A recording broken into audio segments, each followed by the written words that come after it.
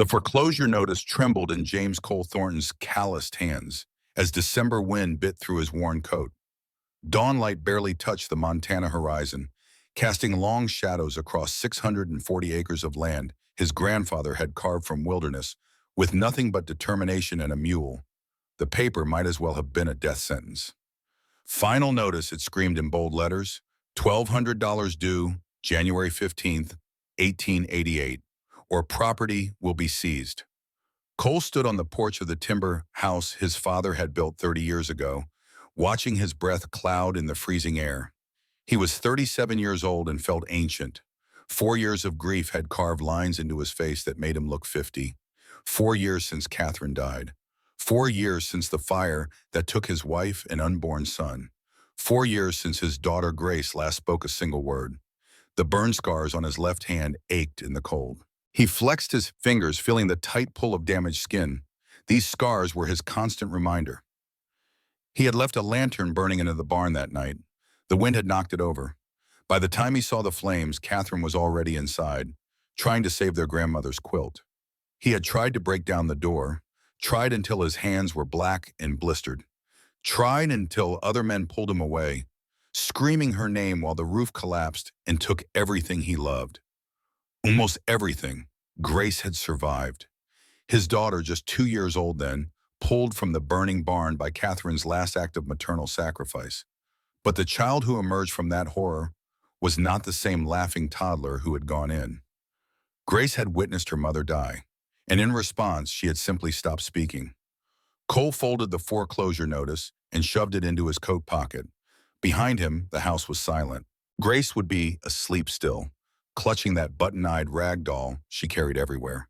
The doll Catherine had made with her own hands, the last physical piece of his wife that remained, slowly falling apart from a 6-year-old's constant grip. He looked out at his land. In the pale morning light, he could see the irrigation channel his grandfather had dug in 1855. 600 feet of backbreaking labor through solid Montana rock. 2 years of work that had transformed this valley from dust to prosperity. That channel fed not just Thornton Ranch, but 2 neighboring properties as well. Control the water in Montana territory, and you controlled everything, which was exactly why Marcus Blackwood wanted this place. Cole heard boots on the porch boards behind him. He did not turn. He knew that careful, measured step. Isaiah Freeman, who everyone called Zeke, moved to stand beside him. The old man was 68, his hair white as the snow on the distant peaks, his face weathered like old leather. He had been with the Thornton family for 22 years, ever since walking north after the war. Cole's father had hired him on the spot, recognizing a man who understood hard work and loyalty. Zeke had become more than an employee. He was the closest thing to family Cole had left, besides Grace. Zeke did not ask to see the notice. He had known it was coming. "How much time we got?" His voice was rough as gravel. 6 weeks. Cole's jaw was tight. $1,200 by mid-January or the bank takes everything. "You got any of that?" 300, maybe. Zeke was quiet for a long moment, watching the sun paint the mountains gold. "Your granddaddy built this place with nothing but his back and his will. Your daddy expanded it, made it prosper. You're the 3rd-generation boss. Can't be the one who loses it." Cole's hands curled into fists. "You think I don't know that? You think I don't hear my father's voice every damn night reminding me what I promised him?" The memory rose unbidden. 2 years ago, his father, James Thornton Sr., dying of pneumonia in the bedroom upstairs. Catherine had been 8 months pregnant with their second child, moving slowly around the sickbed, trying to make the old man comfortable. His father had gripped Cole's hand with shocking strength for a dying man. "Don't lose the land, son." The words had been barely a whisper. 3 generations bled for this dirt. That irrigation channel is your legacy. Grace's legacy. Marcus Blackwood has been circling like a vulture for 20 years. Don't let him take what we built. Cole had promised. What else could he do? A month later, his father was dead. A month after that, Catherine went into labor. Complications, the doctor had said. The baby, a son, was stillborn. Catherine hemorrhaged, and then the fire happened. Within 2 months, Cole had lost his father, his wife, his son, and his ability to keep any promise to anyone. Boss, Zeke's voice pulled him back to the present. You can't run this place alone, not anymore. You need help. I'm managing. You're drowning. Zeke turned to face him directly. Grace needs more than you can give right now. House needs running. Books need keeping. You got 12 ranch hands left of the 30 you had 4 years ago, and you can barely pay them. Cole knew all this. Every word was true, but pride was a hard thing to swallow, even when it was choking you. Mrs. Pearson is leaving, Zeke continued. Her heart can't take another Montana winter. Doctor's orders. She's going to California to live with her daughter. The housekeeper, 68 years old, and the only woman Grace had allowed near her since Catherine died. Without Mrs. Pearson, Cole would be truly alone with a silent child and a failing ranch. What do you suggest? Cole's voice was flat. Put an advertisement in the paper. Find someone willing to work for room and board. Someone who needs a place as much as you need help. Who would come to a failing ranch with a grieving mate and a mute child? Zeke met his eyes. Someone desperate enough. Someone with nothing left to lose. Before Cole could respond, the sound of an approaching wagon cut through the morning air. Both men turned. Cole's jaw tightened when he recognized the expensive rig and the man driving it. Marcus Blackwood. The banker from Clearwater, 20 miles south, stepped down from his wagon with the easy confidence of a man who owned half the county. He was 42 years old, dressed in a wool coat that cost more than Cole's best horse, his dark hair slicked back, his smile cold as the winter wind. Cole, Marcus removed his hat in a mockery of respect. Thought I would stop by before you made the trip to town. Cole descended the porch steps slowly. He was 3 inches taller than Marcus and outweighed him by 40 pounds of work-hardened muscle. But none of that mattered when the other man held the deed to your land. What do you want, Blackwood? To discuss your situation. Marcus's eyes traveled over the ranch with barely concealed hunger. Your loan payment is due in 6 weeks, $1,200. I am willing to extend that deadline. 90 days additional time. Cole's eyes narrowed. In exchange for what? Your water rights. Marcus said it casually, as if he were discussing the weather. Sign over irrigation access to my other clients. The Miller Ranch and Cooper Ranch have expressed interest in guaranteed water. You provide that guarantee, and I will forgive your entire debt. You keep your land. Everyone prospers. The irrigation channel, the one thing more valuable than the land itself.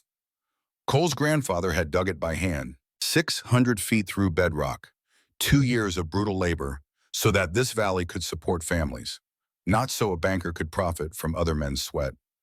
No, Marcus's smile did not waver. That is a generous offer, Cole. You should consider it carefully. My answer is no. That channel belongs to this family. My grandfather built it. My father maintained it. It stays with Thornton land. Noble sentiment, Marcus replaced his hat. Unfortunately, nobility does not pay debts. He turned toward his wagon, then paused as if remembering something. Oh, one more thing. I have filed a formal complaint with Judge Hartley. Regarding Grace, Cole's blood turned to ice. What complaint? Concerning her welfare. Marcus's voice was smooth as oil. A 6-year-old child who has not spoken in 4 years. Isolated on a failing ranch with a father consumed by grief. The community has concerns. The threat was clear. Marcus was not just coming for the land. He was coming for Cole's daughter. If the court determines that Grace requires institutional care, or perhaps a more stable guardian, then so be it. The law must protect children, even from their own fathers. Cole took a step forward, fists clenched. Zeke's hand on his shoulder stopped him. Marcus climbed into his wagon, entirely unconcerned. Think about my offer, Cole. You have 6 weeks. After that, I will own this ranch one way or another. The wagon rolled away, leaving Cole standing in the frozen yard with rage burning in his chest and fear coiling in his gut. Marcus Blackwood had been trying to acquire Thornton land for 15 years, first by proposing to Catherine before Cole had. She had refused him, choosing Cole instead. Marcus had never forgiven either of them. When Catherine died, Cole had thought the obsession might fade. He had been wrong. If anything, it had intensified. Now Marcus was threatening to take Grace, to use the law and Cole's grief as weapons, to strip away the last thing Cole had left. He can't do that. Cole's voice was raw. He can't take my daughter. He can try. Zeke's expression was grim. With the right judge, the right testimony, he might succeed. Cole walked to the barn, needing to move, needing to do something with the violence churning inside him. He grabbed an axe and began splitting wood with savage efficiency. Each swing was an outlet for rage and helplessness. Marcus wanted his land. Marcus wanted his water rights. And now Marcus wanted leverage.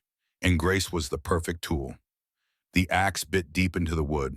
Again, again, again, until his shoulders burned and sweat froze on his back and he could not swing anymore. He sank onto a log, the axe falling from his hands. He pressed his palms against his eyes. Catherine's face rose in his memory. Her smile, her laugh, the way she had looked at him like he was worth something. The way she had died screaming his name while he stood helpless on the wrong side of a burning door. "Boss." Cole did not look up. Zeke sat beside him on the log.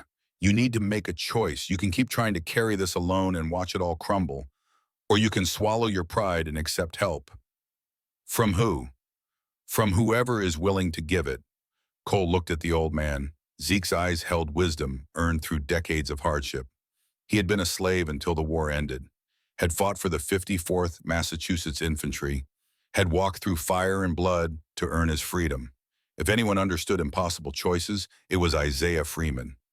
"Put the advertisement in the paper," Zeke said quietly. "Find someone to help with Grace in the house, someone to help you fight Marcus. You can't win this battle alone." Cole wanted to argue, wanted to insist he could manage. But sitting there in the cold barn with 6 weeks until foreclosure and Marcus threatening to take his daughter, he could not summon the lie. "And if no one comes, then we find another way. But you got to try, boss, for Grace, if not for yourself." That night, Cole sat in his study with pen and paper. The words came harder than any physical labor he had ever done. Wanted, housekeeper for ranch work, room and board provided, experience with children required. Inquire Thornton Ranch, Storm Hollow, Montana Territory. Simple, practical, desperate. He sealed the letter and would send it to the newspaper in the morning. Then he climbed the stairs and looked in on Grace. His daughter slept curled around her rag doll, Button. In sleep, she looked peaceful, untroubled. It was only in waking hours that the damage showed. The way she flinched from sudden movements. The way she watched adults with cautious, measuring eyes, always waiting for the next terrible thing. The way she had not spoken a single word in 4 years. Cole approached the bed and carefully picked up a piece of paper on the nightstand. Grace drew constantly. Pictures were her only form of communication now. This drawing showed their house engulfed in flames, a figure trapped inside, visible through a window, mouth open in a silent scream. Outside, a child knelt in the snow, and a man was on his knees, hands pressed to his face. At the bottom in crayon, Grace had written 3 words. "Papa sad, Mama gone. Who help?" Cole's hands shook as he set the drawing down. His daughter was crying out for help in the only way she knew how, and he had no answer to give her. He left the room and descended to the kitchen, where Mrs. Pearson was packing her belongings. The elderly woman looked up with sympathy in her weathered face. "I am sorry, Mr. Thornton. If my heart were stronger, I would stay." "I know, Mrs. Pearson. You have been good to us. I am grateful." She hesitated, then handed him a small notebook. Grace's routines, her preferences, how the temperamental stove works. Everything someone new would need to know. Cole took the notebook. On the last page in Mrs. Pearson's neat handwriting was a personal note. He read it once, jaw tightening, then closed the notebook and placed it on the kitchen table without comment. He stood at the window, looking out at the land 3 generations of Thornton men had built. In 6 weeks, Marcus Blackwood would take it all, unless a miracle arrived. Cole did not believe in miracles anymore. 80 miles north at Storm Hollow Station, Elena Morrison stepped off a train into a blizzard that stole her breath and her bearings. This was supposed to be Copper Ridge. She was supposed to meet Samuel Foster, the shopkeeper who had answered her mail-order bride advertisement. Instead, she stood alone on a platform disappearing into white nothing, with 17 cents in her pocket and no idea where she actually was. The station master emerged from a small office, bundled in furs that made him look twice his actual size. "Ma'am, you cannot stay here. Platform is closing. Storm is only getting worse." Ellie pulled her thin coat tighter. It was inadequate for Montana winter. Everything she owned was inadequate. When is the next train north? To Copper Ridge? The man scratched his beard, dislodging ice crystals. 3 days, maybe 4 if this storm holds. Monday earliest, and that is if we are lucky. 3 days, Ellie calculated rapidly. The boarding house would cost $2 per night minimum. She had 17 cents. Enough for a cup of coffee. Maybe. Is there nowhere less expensive? The station master's eyes held pity. Not in Storm Hollow, ma'am. This is not much of a town. Ellie looked around the empty platform. Behind her, the train was already pulling away, disappearing into the storm like it had never existed. She had left Missouri with a plan. Answer a mail-order bride advertisement. Marry Samuel Foster, a shopkeeper in Copper Ridge who seemed decent enough from his letters. Escape her stepfather's cruelty and her mother's betrayal. Start fresh in Montana, where no one knew her story. Now she stood in the wrong town with no money and no plan. The cold bit through her coat and settled into her bones. This was how people died in winter, alone and forgotten, frozen in places they never meant to be. A small hand touched her sleeve. Ellie looked down and her heart broke. A little girl stood beside her, maybe 6 years old, with their golden curls escaping from beneath a knit cap. She had the largest brown eyes Ellie had ever seen. Eyes that held too much knowledge, too much pain for a child. The girl did not speak. She simply held up a piece of paper, her small hand trembling with cold, or fear, or both. Ellie took the paper. 3 words were written in crayon. Please help, Papa. Grace, honey, your daddy is waiting by the wagon. The station master's voice was gentle. The girl, Grace, did not respond, did not even turn her head. She just kept staring at Ellie with those enormous pleading eyes. She does not talk, the station master said quietly. Has not said a word in 4 years. Not since her mama died in a fire. Tragedy. Pure tragedy. Ellie knelt despite her cold, stiffened joints, bringing herself to the child's eye level. Hello, Grace. My name is Elena, but you can call me Ellie. Grace did not speak, but something flickered in her expression. Recognition, maybe, or hope. Where is your father? The station master pointed toward the edge of the platform where a man stood beside a freight wagon. Even from a distance, even through the swirling snow, Ellie could see he was solid, broad-shouldered, wearing a weathered coat the color of dust. His jaw was rigid, his posture tense, like a man perpetually braced for the next blow. That is Tom Thornton. Well, James Cole Thornton, but everyone calls him Cole, owns the biggest ranch in the valley, was the biggest anyway before. The station master trailed off, then cleared his throat. Grace, your pa is calling. A man's voice cut across the platform, deep and tired. Grace, come here. The little girl's fingers tightened on Ellie's sleeve. She shook her head, a small, fierce movement. The man crossed the platform in long strides. Up close, Ellie could see the lines carved into his face. Not from age, he could not be more than late 30s, but from something else. Something that had hollowed him out from the inside. His eyes were gray as winter sky. Flat, distant, empty. His left hand bore terrible scars. Burn marks that twisted the skin, pulling it tight over bone and tendon. Grace, I said come. The child pressed closer to Ellie's side. Cole Thornton's jaw worked. I apologize, ma'am. She does this sometimes. Latches onto strangers, especially women, looking for something she cannot find. His voice held no warmth, just exhaustion and resignation. This was a man who had given up on hope. I am Margaret Hayes, Ellie said, straightening but keeping one hand on Grace's shoulder.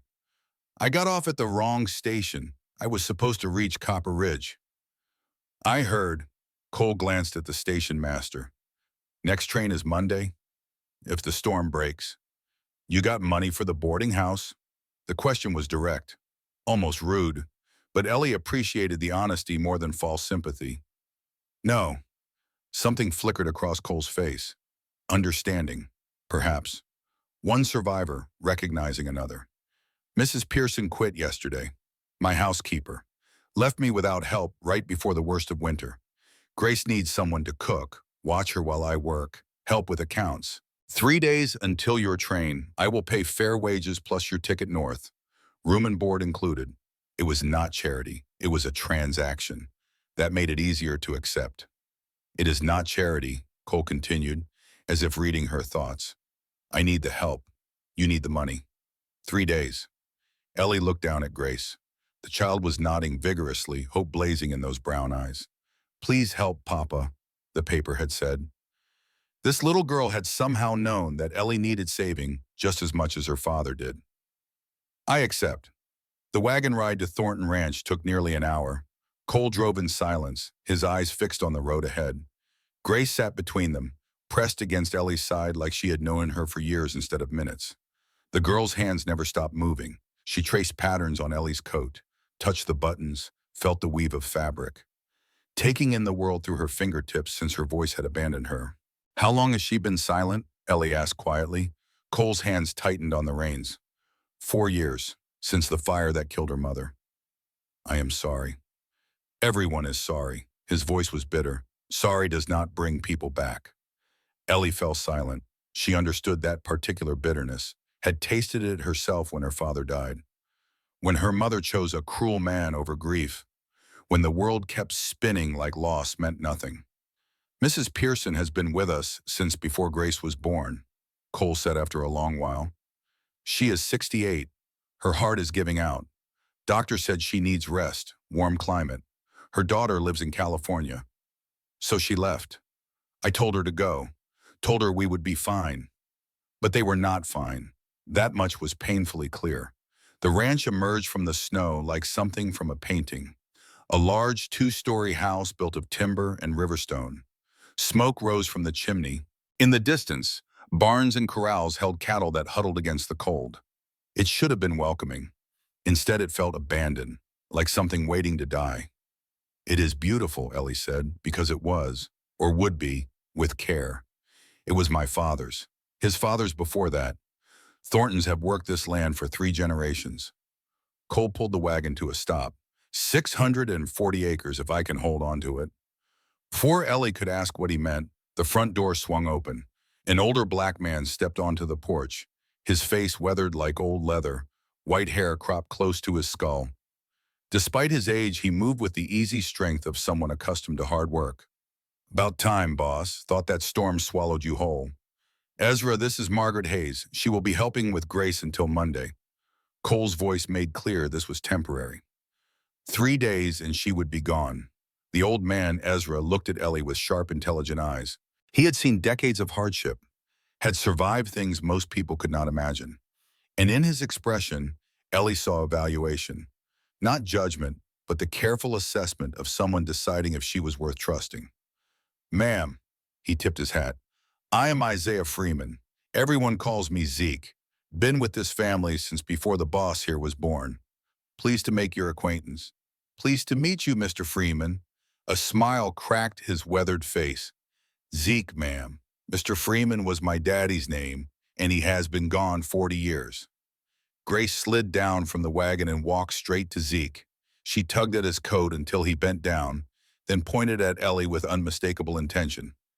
I see her, little one, Zeke said gently. I see her. Grace nodded, satisfied. She does not warm to strangers easy, Zeke said to Ellie, his voice carrying weight and meaning. Takes after her daddy that way. The fact she touched you at the station? Well, he shook his head slowly. That means something. She is just a child looking for comfort. Maybe, or maybe children see things grown folks have learned to ignore. Cole carried Ellie's carpet bag toward the house without comment. His shoulders were rigid. Fortress rebuilt, moment of openness sealed away. Ellie followed Grace inside and her breath caught. The house was beautiful and broken. Expensive furniture sat beneath layers of dust. Curtains stayed drawn against the daylight. A grandfather clock in the hallway had stopped at 3:47. Ellie wondered if that was when the fire happened. When Catherine Thornton died, when time itself stopped mattering to this family. Cole gave her a tour with words that held no feeling. Kitchen, pantry, Grace's room is upstairs, second door on the left. Yours is across the hall. Mrs. Pearson left notes about meals and routine. He set her bag down in the guest room. I take supper at 6. Grace eats earlier. She does not like crowds. Crowds? More than 2 people at the table. His voice was matter-of-fact, as if this were normal. The ranch hands eat in the bunkhouse. Zeke joins sometimes. I would rather he did not, but he has earned the right to do as he pleases. And you? Cole's eyes met hers for the first time since the station. Something flared there. Anger, maybe, or recognition. I eat alone when I can. That sounds lonely. Loneliness is safer than the alternative, Mrs. Hayes. He left before she could respond. Ellie stood in the guest room, hand pressed to her chest. She had known men like Cole Thornton before, men who would rather drown than admit they needed someone to pull them out. But there was something about the way he had looked at her, something desperate beneath the carefully maintained distance. A soft knock on the doorframe. Grace stood there clutching her worn rag doll with button eyes and yarn hair. She held up the doll for Ellie to see. Who is this? Ellie knelt so they were eye level. Grace pointed to a name stitched on the doll's dress. Button. Button, that is a lovely name. Did your mama make her? Grace nodded, her eyes filled, but no tears fell. She must have loved you very much. Another nod. Grace held the doll close and Ellie saw it. The grief this child carried, too heavy for small shoulders, too big for any words she might have had. I had a mama who loved me too, Ellie said softly. She is gone now, but I still talk to her sometimes in my head. Do you do that? Grace's eyes widened. She nodded again, faster this time. Then she is not really gone, is she? She lives in here. Ellie touched her own heart. And here. She touched her temple. Love does not stop just because someone dies. It just finds new ways to stay. Grace reached out and placed her small hand over Ellie's heart, feeling, listening. Then she took Ellie's hand and led her down the stairs. The kitchen was Ellie's natural element. Even in this strange house with its ghosts and silence, she felt herself settle as she tied on an apron and surveyed the supplies. Mrs. Pearson had left detailed notes in neat handwriting. Grace's favorite foods, Cole's preferences, where everything was stored, how the temperamental stove worked. At the bottom of the last page, Ellie found the personal note. Mr. Thornton is a good man carrying impossible grief. He has forgotten how to live, only how to survive. Grace needs more than he can give right now. Please try, they are worth saving. Ellie read it twice, then folded the paper and placed it in her pocket. Grace sat at the kitchen table, drawing on brown paper with a stub of charcoal. Her small hand moved with surprising confidence, creating shapes that slowly resolved into figures. A tall man, a small girl, and a woman. The woman's face was blank, unfinished. What are you drawing? Ellie asked. Grace held up the paper. 3 figures holding hands. Is that your papa and you? A nod. Who is the third person? Grace pointed at Ellie. I'm. Something squeezed tight in Ellie's chest. Oh, sweetheart, I am only here for 3 days, until the train comes on Monday. Grace's face crumpled. She shook her head violently and clutched the drawing to her chest. I know that is hard to understand, but I made a promise to someone. There is a man in Copper Ridge who is expecting me. Samuel Foster. I am supposed to marry him. Grace's eyes filled with tears that did not fall. She shook her head again, then took the charcoal and wrote on the paper beneath the 3 figures. Stay forever. Grace, Ellie's voice broke. I cannot. But looking at this child's desperate face, at the hope blazing in those brown eyes, Ellie was not sure if that was true. She had made a promise to Samuel Foster. A practical arrangement with a decent man she had never met, but this child was asking for something deeper, for salvation, for family, for love. And Ellie, who had come west seeking only survival, found herself wondering if God had put her on the wrong train for exactly this reason. The kitchen door banged open. A man strode in, and Ellie's instincts screamed danger before her mind caught up. He was not Cole. This man wore a fine wool coat and polished boots. His dark hair was sliced back, his jaw sharp, his face handsome in a cold, calculated way. His smile did not reach his eyes.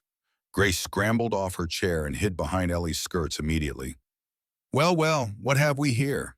The man removed his hat with exaggerated courtesy. "Can I help you?"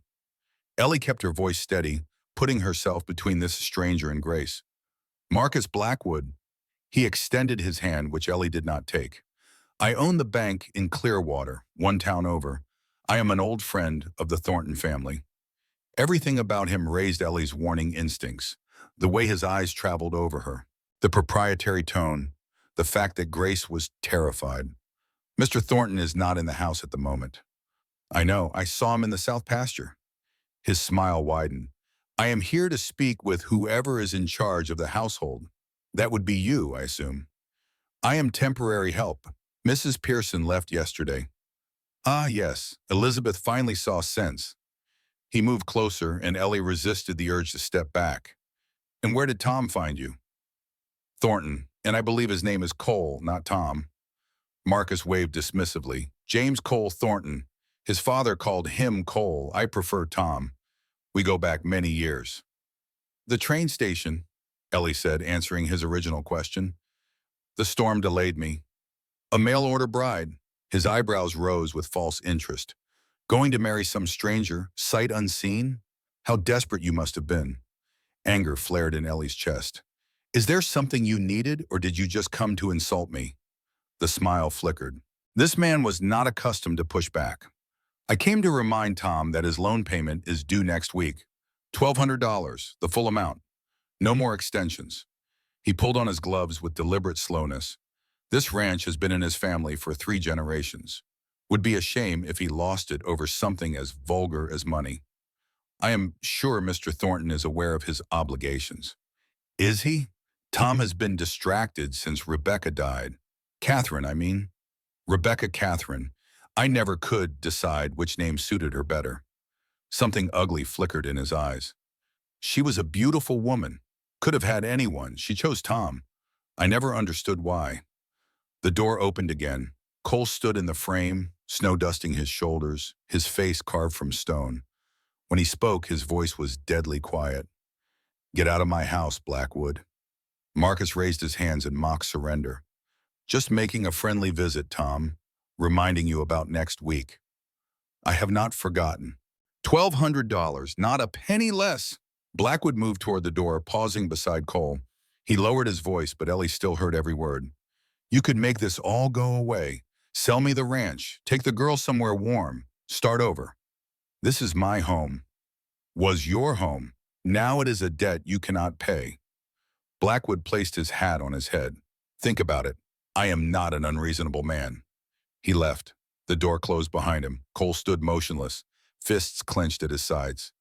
The silence was thick enough to cut. "That man," Ellie started, her voice careful, "is a snake who has been trying to buy this land for 15 years. Cole's voice was flat, emotionless, a defensive wall. "He wanted to marry Catherine. She chose me instead. He has never forgiven either of us." He mentioned a loan. "Bad winter 2 years ago. Lost half my herd. Borrowed to rebuild." Cole moved to the window, staring out at the falling snow with his back to her. "I will make the payment. I always do. He just likes reminding me that he holds the paper." Grace emerged from behind Ellie. She crossed to her father and slipped her hand into his. Something in Cole's face softened. Not much, just a crack in the armor. He knelt and pulled his daughter into an embrace. "I am sorry you had to see that, little one." His voice gentle for Grace in a way it never had for anyone else. "Mr. Blackwood will not bother you again." Grace pulled back and pointed at Ellie. "What about her?" Cole's jaw tightened. "Mrs. Hayes is leaving in 3 days. She has somewhere else to be." Grace's face crumpled. She pulled away from her father and ran upstairs. A door slammed. Cole stood slowly. He did not look at Ellie. "Supper at 6. Then he walked out, leaving Ellie alone in the kitchen with her racing thoughts and the terrible weight of a child's desperate hope pressing against her heart like a stone she could not swallow. Evening fell blue and cold over Thornton Ranch. Ellie prepared supper with hands that knew their work, even in an unfamiliar kitchen. Beef stew, biscuits, preserved peaches from the pantry. Simple, practical food that filled the house with warmth and the kind of smells that meant home.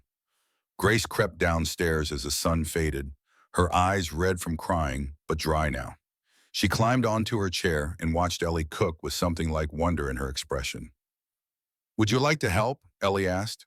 Grace nodded eagerly, sliding off the chair. "Here, stir this for me, slowly so it does not splash." Ellie guided Grace's small hand around the wooden spoon.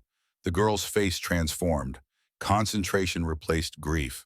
Purpose replaced pain. For these few moments, she was just a child helping with dinner, not a broken thing haunted by fire and loss. "You are doing beautifully," Ellie said. "Your mama would be proud."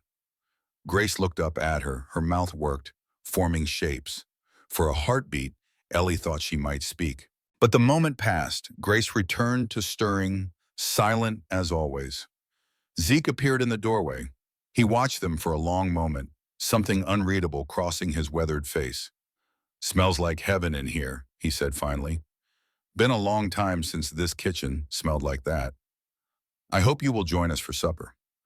"I appreciate the offer, ma'am, but I usually eat in the bunkhouse with the hands." "Please," Ellie met his eyes.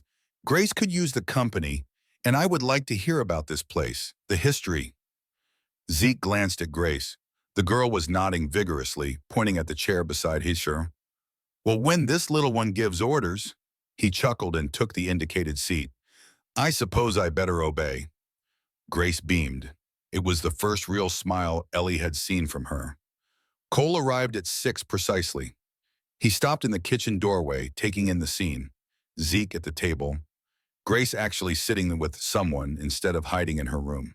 The house smelling like food and feeling like something he had forgotten. Home. It felt like home again. "Boss," Zeke nodded. "Mrs. Hayes insisted. Blame her." "I do not blame anyone." Cole's voice was strange, rough. "I will wash up." He disappeared. When he returned, his hair was damp, his hands clean, and something in his armor had cracked just slightly. Enough to let a sliver of the man he used to be show through. They ate together. Zeke told stories about Cole's father, about building the ranch, about the early days when they had fought weather and wolves and their own desperation. Grace listened with rapt attention. And twice she almost laughed. No sound came out, but her shoulders shook. Her face lit up. Joy flickered through like sunlight breaking clouds. Cole watched his daughter, watched this woman who had been here less than a day somehow, bringing his child back to life. His expression was unguarded for once, vulnerable, afraid to hope but unable to stop himself. "Where did you learn to cook like this?" Zeke asked, reaching for a third biscuit. "My father owned a farm in Missouri, taught me everything he knew." Ellie smiled at the memory, though it carried its own weight of loss. "He used to say food was love you could taste." "Smart man," Zeke said. "He was the best man I ever knew." "Was," Cole's voice cut through. "He died 2 years ago. Fever took him quick." Ellie kept her voice steady, though the wound was still tender. "After that, my mother remarried. Her new husband, he was not a good man. Not cruel where anyone could see, but cruel where it counted." Zeke made a low sound in his throat. He understood. Some scars did not show. "So you ran." Cole's words were not accusation, just recognition. One survivor seeing another. "I chose different. There is a difference between running from fear and choosing something better." "Is there?" "Running is running." "No." Ellie met his eyes across the table. "Running is fear. Choosing is courage. I answered an advertisement from a widowed shopkeeper in Copper Ridge. I do not know if he is kind. I do not know if I will be happy, but I know that staying meant dying slowly, and I would rather risk the unknown than accept the unacceptable." Cole was quiet for a long moment. Something shifted in his expression. "The train comes Monday." "I know." 3 more days." "I know." Grace reached across the table and took Ellie's hand. Her small fingers were warm, insistent, desperate. The touch said everything her voice could not. "Do not go. Please do not go. Stay with us. We need you." Ellie squeezed back gently. "I have to, sweetheart." But her heart was not sure anymore. Later, after Grace was in bed, after Zeke had returned to his cabin, Ellie sat in the kitchen with her mother's Bible open on the table. She could not focus on the words. Too many thoughts crowded her mind. This house, this child, this broken man who needed help but could not ask for it. Footsteps behind her. Cole stood in the doorway holding two tin cups. Steam rose from them, carrying the rich smell of coffee. Coffee, he said, as if she might not recognize it. If you want it. Thank you. He sat across from her. The first time he had done so voluntarily. He set the cups between them like a peace offering, like a white flag in a war. Neither of them wanted to fight. I need to apologize. The words came hard, pulled from somewhere deep. I have been cold. Hard. You did not deserve that. You are protecting yourself, I understand. You should not have to understand. You are a guest in my home. I should have been more. He did not finish, could not find the word. Hospitable seemed inadequate. Kind seemed impossible. Human seemed too far out of reach. You are more than a guest. The admission slipped out before he could stop it. Cole's jaw tightened, but he did not take it back. Grace has not connected with anyone since Catherine. Mrs. Pearson tried for 4 years. The doctor tried, nothing worked. He wrapped his hands around his coffee cup like a drowning man gripping driftwood. She met you 20 minutes ago, and she is already drawing pictures of you as part of our family. Children see what they need to see, or maybe they see what is real, what adults have forgotten how to look for.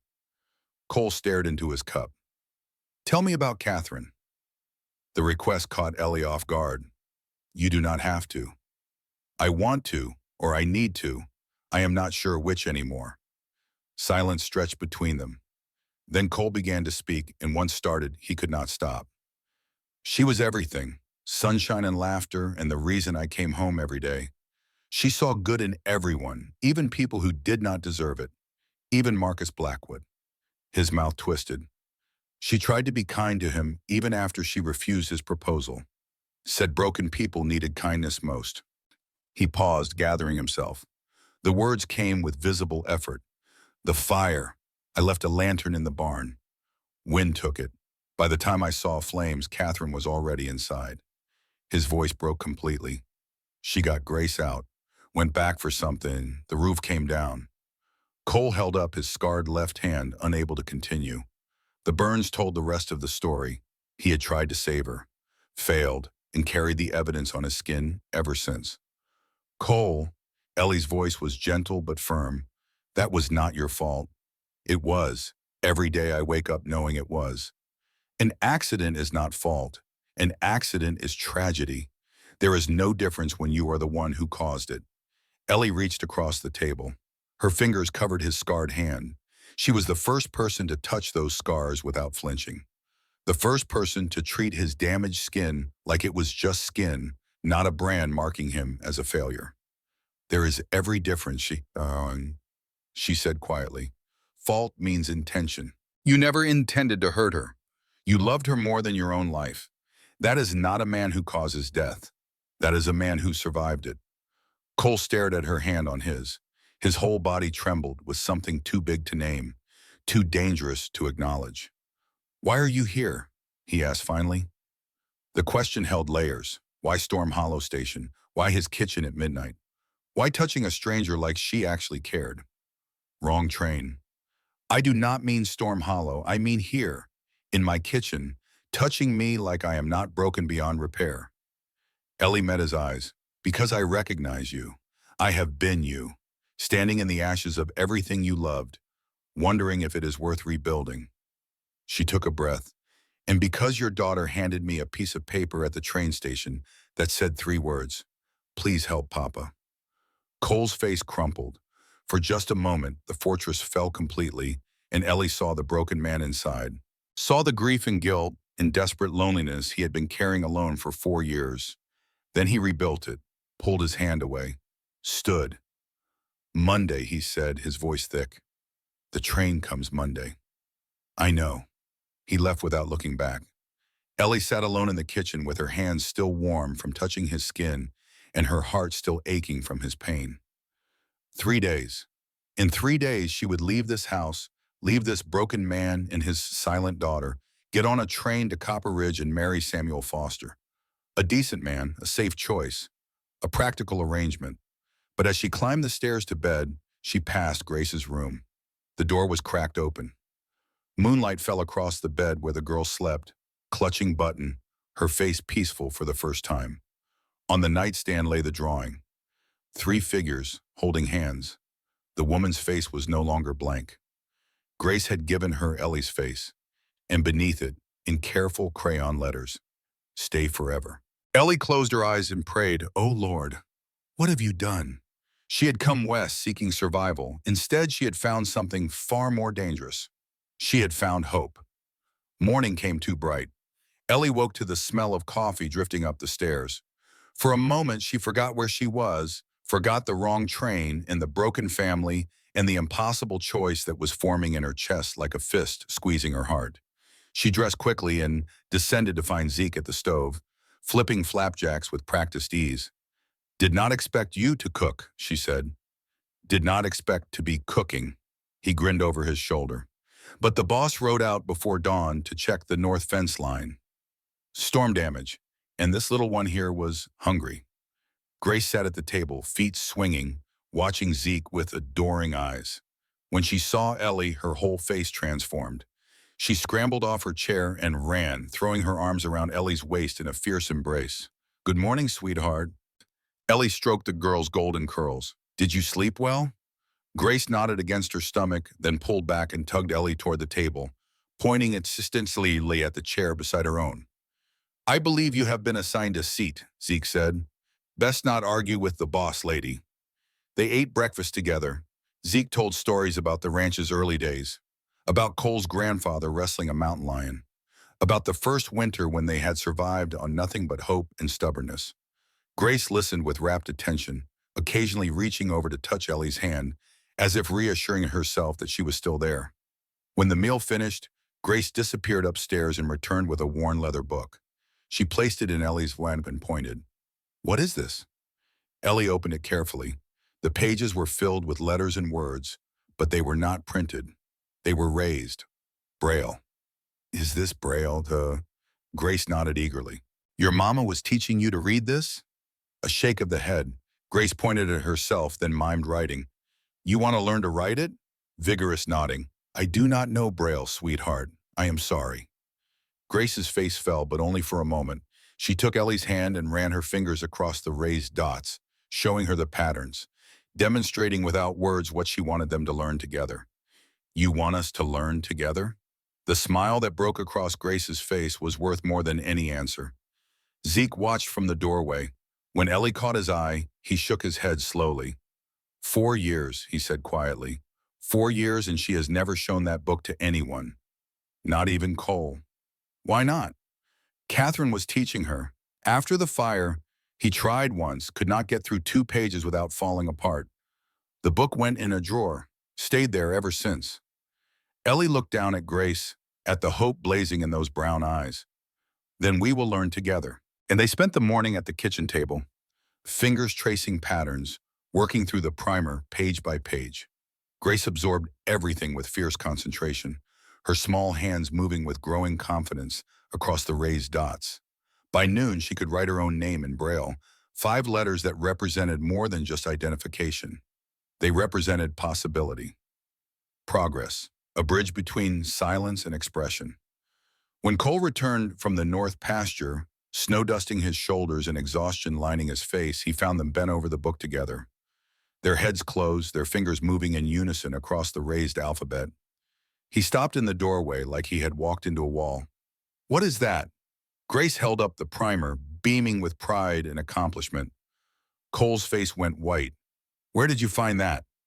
"She brought it to me," Ellie said carefully, watching Cole's reaction, seeing the pain flash across his features before he could mask it. "Put it away." Grace's smile crumbled. She clutched the book to her chest, shaking her head. "Grace, I said put it away." "Cole," Ellie stood slowly, "and she needs this. She does not need reminders of what she lost. She needs connection to her mother. This is how Catherine lives on, through the things she taught, the love she left behind. You do not know what you are talking about." His voice was harsh, defensive, a wounded animal lashing out. "I know grief. I know how it eats you alive when you let it." Ellie stepped closer. "And I know that little girl has been carrying that book for 4 years, waiting for someone to help her finish what her mama started." Cole's hands trembled. His jaw worked like he was chewing glass. Grace walked to her father. She took his scarred left hand in both of hers and placed it on the open primer. Then she looked up at him with Catherine's eyes, pleading without words. Something inside Cole shattered. A sound tore out of him, half sob, half surrender. He dropped to his knees and pulled his daughter into his arms. "I am sorry," he whispered against her hair, his voice breaking. "I am so sorry, little one. I did not know how to keep going without her. Did not know how to help you when I could not even help myself." Grace wrapped her arms around his neck and held on tight. And Cole, who had not cried since the funeral, who had locked his grief away behind walls of stoic masculine silence, finally let it break free. His shoulders shook. His face pressed into his daughter's shoulder. No sound emerged beyond ragged breathing, but the tears came. 4 years of held-back grief finally finding release. Ellie turned away, giving them privacy. She found Zeke on the porch, pretending to mend a harness. His weathered face was wet with tears he would not acknowledge. "That is the first time he has cried since the funeral," he said hoarsely. 4 years of holding it in. I was starting to think he had forgotten how. He did not forget. He was just afraid. "Grief is like a wild horse," Zeke said, his voice carrying the weight of hard-earned wisdom. "You cannot break it, but you can learn to ride alongside it. Cole has been trying to outrun his. Cannot be done." Inside, Ellie heard murmuring. Cole's low voice. Grace's small hands patting his face. The sound of healing beginning. Not complete, not even close, but beginning. "She will be okay," Ellie said quietly. "She is already okay. Has been since you walked off that wrong train." Zeke looked at her directly. "The question is, what happens when you get on the right one?" Ellie had no answer, but the weight in her chest grew heavier. Sunday morning brought church bells ringing across the valley. Ellie woke to find a dress laid across her chair. Blue cotton, simple but pretty, with small flowers embroidered at the collar. A note rested on top in handwriting that was careful and childlike. "For you. From Mama's closet. She would want you to have it. Love, Grace." Ellie pressed the fabric to her face and cried. Grace had given her Catherine's dress, not just any dress, but one that held meaning. One that said, "You belong here. You are part of this family now." Cole knocked at her door an hour later. When she opened it wearing Catherine's blue dress, he went absolutely still. His eyes moved over her, not with desire but with something deeper. Recognition, acceptance, grief and gratitude tangled together. "You look." He could not finish. "Grace gave it to me. I hope that is all right." "It is more than all right." His voice was rough with emotion he was still learning to show. "Catherine always said that dress was waiting for the right person. She never wore it herself. Said she was saving it." "Saving it for what?" "For whoever needed it most." Cole paused. "She knew things before they happened. Had a way of seeing the future that I never understood. She must have known someone would come. Someone who would need that dress as proof they belonged." They rode to church in the wagon, Grace between them, wearing her Sunday best and clutching button tight. The girl's excitement was palpable. She bounced on the seat, pointing at everything, more animated than Ellie had ever seen her. The church was small, white painted, with a steeple that caught the morning sun. Townspeople gathered outside, stomping snow from their boots and exchanging greetings. When Cole's wagon pulled up, everything stopped. Conversations died. Heads turned. Eyes stared. 4 years since Cole Thornton had stepped inside these doors. And now he was here with a strange woman wearing his dead wife's dress. The gossip would be vicious. Pastor Daniel Cross broke the tension, striding forward with his hand extended. He was perhaps 55, with kind eyes and a gentle manner that put people at ease. "Cole, Mrs. Hayes, welcome." His voice carried genuine warmth. "Welcome." They walked inside together. Grace held Ellie's hand on one side and her father's on the other, head high, unashamed, claiming her place in this new configuration of family. The service was simple, familiar hymns, scripture about faith and perseverance. Pastor Cross spoke of hope reborn, of winter giving way to spring, of God's tendency to work through unexpected circumstances. Ellie felt the words settle into her bones like they had been written specifically for her journey. Afterward, people approached. Most were kind, curious, but welcoming. A few kept their distance, clearly unsure what to make of the mail-order bride who had somehow landed in Cole Thornton's house. One woman approached with unconcealed hostility. "I am Clara Blackwood." She did not extend her hand. "Marcus's sister, and I know who you are. The whole town knows." Her smile was sharp as broken glass. The desperate widow who could not find her own way. "How convenient that you ended up at Thornton Ranch instead of your intended destination." Ellie felt Cole stiffen beside her. "It was an accident. The storm caused my train to stop at the wrong station." "Was it?" Clara's eyes glittered with malice. "Marcus says you seemed very comfortable at the ranch when he visited. Very settled in. Almost like you had been there longer than a single day." "Your brother came uninvited into a stranger's kitchen and insulted her," Cole said coldly. "If you are looking for impropriety, start there." Clara's expression hardened. "I am simply concerned for the child, Cole. We all are. Grace needs stability, not a parade of desperate women hoping to catch a wealthy widower." "I'm not trying to catch anyone," Ellie started, but Clara cut her off. "We all know what you are. Your kind is not welcome in decent society. Whatever you think you are doing here, it will not work." Cole knows where his loyalties should lie. She swept away before anyone could respond. But the damage was done. People had heard. Eyes that had been merely curious now held judgment. Cole's hand found Ellie's elbow, steadying, supportive, a silent declaration that he stood with her, not against her. Across the churchyard, Marcus Blackwood watched everything. His expression was calculating, cold. He had seen the dress, seen Cole's hand on Ellie's elbow, seen Grace's embrace, and he was taking notes, building his case, preparing his attack. Grace tugged at Ellie's other hand. The girl's face was troubled. She had understood more than adults might think. Children always did. Ellie knelt so they were eye level. "Do not worry about mean people, sweetheart. They are only mean because they are unhappy inside. Happy people do not need to hurt others." Grace considered this. Then she wrapped her arms around Ellie's neck and held on tight, making her choice clear to everyone watching. Over the girl's shoulder, Ellie saw Marcus Blackwood's face twist with something ugly. Rage, jealousy, calculation. He had lost this round, but the war was far from over. Monday arrived like a death sentence. Ellie woke before dawn, listening to the house breathe around her.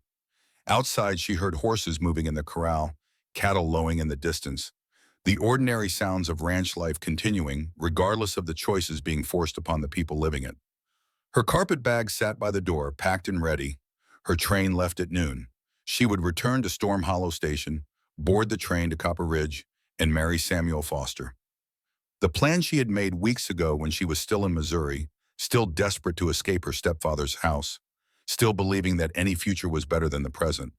But she had not counted on Grace, had not counted on Cole, had not counted on feeling more at home in 3 days among strangers than she had in 28 years with her own blood. She dressed in her traveling clothes, the worn practical dress she had arrived in. Catherine's blue dress hung in the closet, waiting. Ellie could not bring herself to pack it. It belonged here, in this house, waiting for the next woman who needed permission to stay. Downstairs, the kitchen was cold. No fire in the stove, no coffee brewing, no sounds of morning routine. She built the fire herself, put water on to boil, found flour and lard, and began making biscuits. Because cooking was easier than thinking. Action was easier than choice. The kitchen door opened. Grace stood there in her nightgown, bare feet on the cold floor, face swollen from crying. She had been awake all night. The evidence was written in every line of her small body. "Oh, sweetheart." Ellie crossed to her, lifting her up. "You will freeze." "Where are your slippers?" Grace pointed toward the packed carpet bag by the front door. A silent accusation. "You are leaving." "I have to, Grace. The train comes at noon. I made a promise to Mr. Foster in Copper Ridge." Grace pressed her hand over Ellie's mouth, stopping the words. Then she pointed at her own heart with fierce insistence. "You promised him, but your heart promised us." The truth of it hit Ellie like a physical blow. She had made a promise to Samuel Foster. Yes, a practical arrangement based on letters and mutual need. But in 3 days, she had made a different kind of promise to this child and her father. An unspoken commitment that ran deeper than any written agreement. I know, Ellie whispered. I know, baby. But sometimes grown-ups make promises before they understand where they really belong. Grace shook her head violently. She pulled Ellie toward the kitchen table and grabbed a piece of paper and crayon. She drew with angry, desperate strokes. 3 figures again. Cole, Grace, and Ellie. But this time the woman figure was walking away, getting smaller in the distance. Cole and Grace stood together, holding hands, watching her go. Underneath, in careful letters, Grace had written one word. Why? Just that. Why?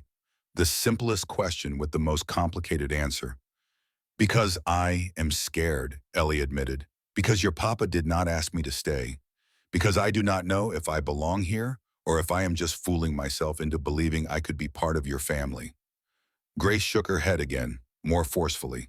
She took Ellie's hand and placed it over her own small chest, letting her feel the rapid heartbeat.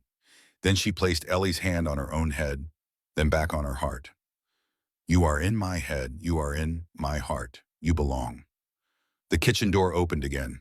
Cole stood there, dressed for travel, his expression carefully blank.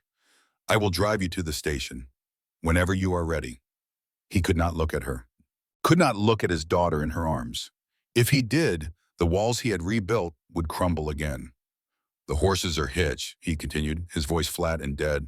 We should leave by 11 to make the noon train. Take your time with breakfast. He was gone before she could respond. Ellie held Grace while the child sobbed silently against her shoulder. No sounds emerged, just shaking shoulders and hot tears soaking through fabric. The kind of grief that went too deep for noise. Zeke appeared in the doorway. He took in the scene with his sharp eyes and shook his head. Heard you are leaving today. Ellie could not speak, just nodded. Shame. He moved to the stove and salvaged what he could of breakfast. That girl has been waiting 4 years for someone to come back. Going to be hard watching another woman walk away. The words hit their target. Ellie flinched. I am not her mother. No, but you could be. Zeke turned to face her fully. Some things in life happen by accident. Wrong train, wrong station, wrong time. But maybe that is just God's way of putting right what we would mess up on our own. I made a promise to a stranger. Made for survival. Nothing wrong with changing your mind when circumstances change. What about my word? What about honor? Zeke set down his spatula. His voice was quiet but fierce.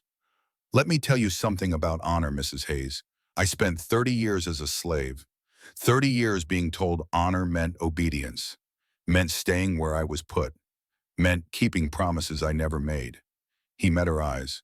Real honor is not about keeping your word to strangers. It is about keeping faith with what is right.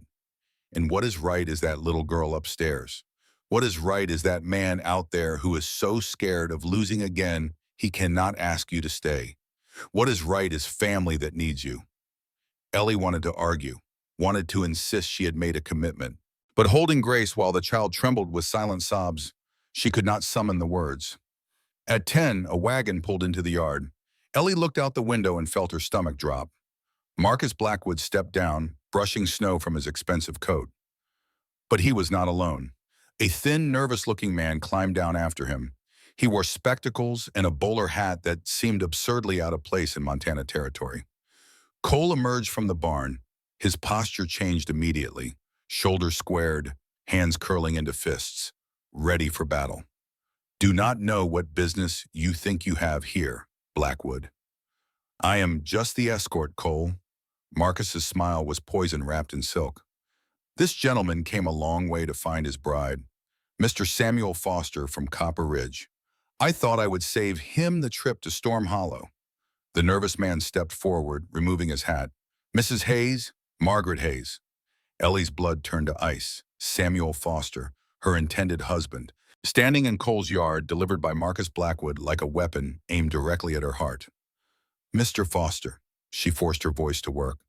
I was coming to you today. The noon train. Yes, well, he clutched his hat like a lifeline. When you did not arrive Saturday, I grew concerned.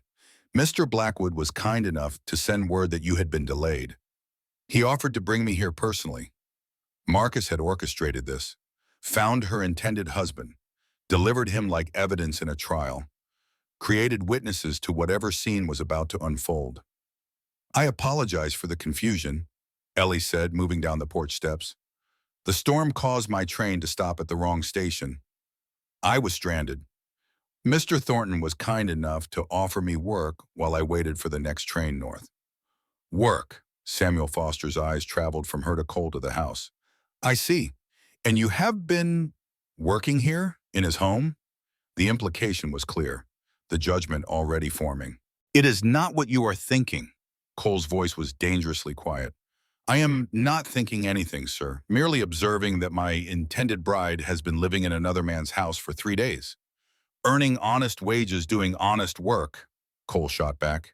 There has been nothing improper. Nevertheless, I have come to collect you, Mrs. Hayes. Samuel's voice shook slightly. I have a wagon. We can leave immediately, return to Copper Ridge and proceed with our original arrangement. Grace appeared on the porch. She did not speak, but her presence changed everything. She stood there in her nightgown, button in her arms, staring at Samuel Foster with enormous brown eyes that held both fear and accusation. The child seems upset, Marcus observed with false concern. Perhaps the situation has been more complicated than presented. Shut your mouth, Blackwood. Cole took a step forward. Samuel Foster flinched. I am merely pointing out that strange woman living in your home, clearly attached to your daughter, raises questions about judgment and appropriate boundaries. Cole's fist connected with Marcus's jaw before anyone could react. The banker stumbled back, caught himself on the wagon wheel. Blood dripped from his split lip, but instead of anger, his eyes gleamed with satisfaction. Assault. He dabbed at his mouth with a handkerchief. In front of witnesses. Mr. Foster, you saw that? Samuel nodded nervously. Yes, I saw. And the child, clearly distressed, clearly being exposed to violence in her own home. Marcus straightened his coat. I think Judge Hartley will be very interested in this. A man who cannot control his temper, raising a traumatized child alone, with strange women coming and going. You planned this? Ellie's voice shook with fury. You brought Mr. Foster here specifically to create a scene, to have witnesses to use against Cole. I brought a man to collect his intended bride. What happened after that was Cole's doing. Marcus climbed back onto his wagon. I will file my complaint this afternoon. The judge will hear this case Wednesday. We will see whether Grace is safe in this home or whether she requires more appropriate care. His wagon rolled away, leaving the 4 of them standing in the frozen yard. Samuel Foster looked between Cole and Ellie with confusion and growing distress. Mrs. Hayes, I do not understand what is happening here. I came to Montana for a wife. I am a simple shopkeeper. I do not want trouble. Then go back to Copper Ridge, Foster. Cole's voice was flat, hard, a man barely holding on to control. But we had an arrangement. The arrangement is over. Ellie heard herself say the words before her mind caught up. I am not coming to Copper Ridge, Mr. Foster. I am staying here. The words hung in the frozen air. Final, irrevocable. A choice made not from desperation, but from something deeper. Something that felt like the first honest decision she had made in years. Samuel Foster stared at her. You are choosing him? A man you have known 3 days. I am choosing family. I am choosing a child who needs me. I am choosing a place where I finally feel like I belong. Samuel climbed back into his wagon, shaking his head. I traveled all this way, spent money I did not have, for nothing. I'm sorry, Mr. Foster. Truly, you seem like a decent man, but I cannot marry you. My heart is here. He drove away without another word, leaving Ellie standing beside Cole in the snow, while Grace watched from the porch with desperate hope blazing in her eyes. Cole stood motionless, staring at the disappearing wagon. What have I done? His voice was hollow. I just handed Marcus exactly what he needed. He is going to take Grace. He has been waiting years for me to make a mistake, and I just gave him everything. Papa, They both froze. The word was barely a whisper, but it was real, audible, spoken. Grace stood on the porch, her mouth working. No sound came at first. Then, gathering all her courage, she tried again. Papa, Mama, do not fight. 4 words. The first full sentence in 4 years. And she had used it to try to stop the fear and pain she saw consuming the adults she loved. Cole dropped to his knees in the snow. Grace, baby, are you? She ran to him, threw her arms around his neck, pressed her mouth against his ear, and spoke again, stronger this time, clearer.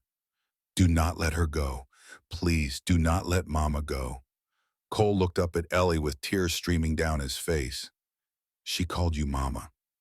Ellie could not breathe, could not move. Grace had chosen her, had found her voice specifically to claim her, to fight for her place in this family. Cole stood slowly, still holding his daughter. He faced Ellie directly. Marry me. The words were raw, unpolished, born from desperation and hope, and 4 years of death finally giving way to the possibility of life. Cole, I know it is too fast. I know we barely know each other. But Marcus files his custody claim Wednesday. Judge will look at mute child, failing ranch, isolated father. But if Grace has a mother, a stable 2-parent home, his case falls apart. You want a marriage of convenience, Diwemez. I want Grace safe. I want this land intact for her legacy. He paused, searching for words. And I want you to stay. Not because it is convenient. Because my daughter spoke for the first time in 4 years to beg me not to let you go. Because I have been dead since Catherine died, and you make me remember what living feels like. It was not romantic. It was honest. And somehow that made it more powerful than any flowery declaration. Grace pulled Ellie's hand, drawing her closer. She placed Ellie's hand over Cole's heart, then placed both their hands over her own heart. 3 hearts beating as one. A family formed not from blood or law, but from choice and need and love that had grown in the shakes of their collective brokenness. Yes, Ellie whispered. Yes, I will stay. Yes, I will marry you. Yes to all of it. Grace's arms wrapped around them both, and a sound emerged from her throat. Not quite a laugh, not quite a surah, something in between. Something that had been locked inside for 4 years, finally breaking free. They stood together in the snow while Montana wind howled around them and Marcus Blackwood's threat hung over their heads like a sword. Wednesday was coming. The custody hearing would determine whether this fragile new family would survive or be torn apart. But for this moment, they had each other. And sometimes that was enough to face whatever came next. Pastor Daniel Cross married them that evening in his small parlor with only Zeke, Dr. Naomi Reeves, and Ruth Cross as witnesses. There were no white dresses or flowers, no music or celebration, just 2 broken people standing before God and making promises that felt more like battle vows than romantic declarations. Pastor Cross opened his worn Bible and looked at them with gentle understanding. He had buried Catherine Thornton 4 years ago, had watched Cole descend into grief that looked like slow death. And now here was this stranger who had arrived on the wrong train, bringing with her the first light Cole's family had seen in years. Do you, James Cole Thornton, take this woman as partner in labor and life? To work beside her, trust her judgment, and build with her what you cannot build alone? Cole's voice was steady. I do. Elena Morrison, do you accept stewardship of this family and this land? To raise Grace as your own? To stand with Cole against whatever comes? To make this broken house whole again? Ellie looked at Grace, who stood between them, clutching Button with desperate hope in her eyes. Then she looked at Cole, at this man who had forgotten how to live, but was finally remembering. I do. The ring was Cole's grandmother's. Simple gold, worn smooth by decades of hard work and harder love. It slid onto Ellie's finger like it had been waiting for her all along. By the authority vested in me by Montana territory, and by God, I pronounce you husband and wife. What God has joined, let no man separate. The kiss was brief, chaste, a seal on a contract.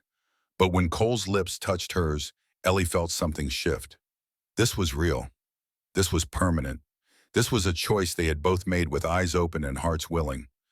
Grace threw herself at them, wrapping her arms around both their legs.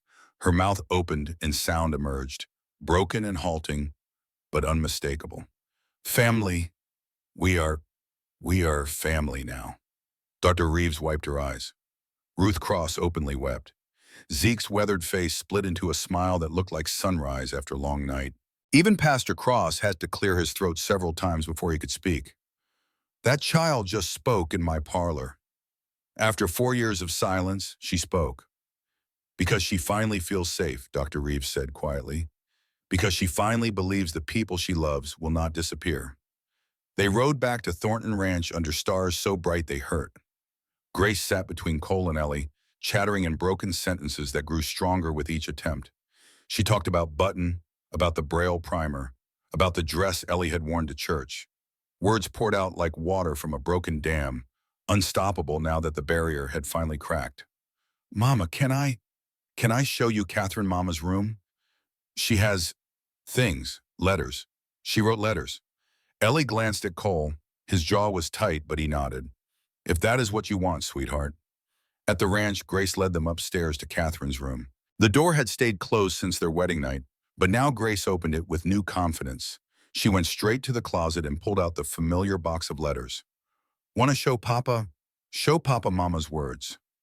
Grace selected Catherine's letter, the one addressed to whoever loves my family after I am gone, and placed it carefully in Cole's hands. He read it slowly, this message his first wife had left for his second. When he finished, he looked at Ellie with wonder. She planned for you, even before the fire. She knew I would need someone. She wanted us to be happy, Ellie said softly. She gave us permission. Cole's hand found hers, squeezed. I do not know how to do this, how to trust someone again, how to let someone in. Neither do I, but we figure it out together, one day at a time. Grace wedged herself between them, taking both their hands. Together, we do everything together now. That is what family means. Out of the mouths of children came wisdom that adults spent lifetimes trying to learn. They slept that night in separate beds, Cole in the master bedroom and Ellie in the guest room, because this marriage was still new and strange, and neither knew quite how to navigate the space between practical partnership and actual intimacy. But in the darkness, Ellie heard footsteps in the hall. Grace appeared in her doorway with Button, tears streaming silently down her face. Bad dream, sweetheart? Grace nodded and climbed into bed beside Ellie, pressing close. Dreamed you. You left, got on train, did not come back. I am not leaving, I promised. Promise is forever?